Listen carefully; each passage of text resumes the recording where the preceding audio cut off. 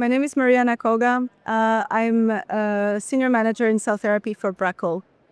And I'm a cell biologist by training, immunologist, and I've been in the business of cell and gene therapy for quite a while.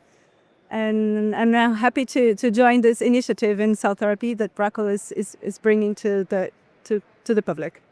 Microbubbles are consisted of a lipid shell, gas core, and some streptavidin outside on it. And then they are going to bind to the biotinylated ligand or an antibody that you are going to put in your cells. And the binding will occur, and then they will make your cells of interest float. It's just simple. It's just buoyancy-based, and it's a very easy thing to happen. For cell developers, I would say that the key is the flexibility of it, because it's a technology that can help you to target very specific cell populations, very specific cell subpopulations. You can have negative selection, positive selection. You can have sequential selections as well. And we also have tested it for activation.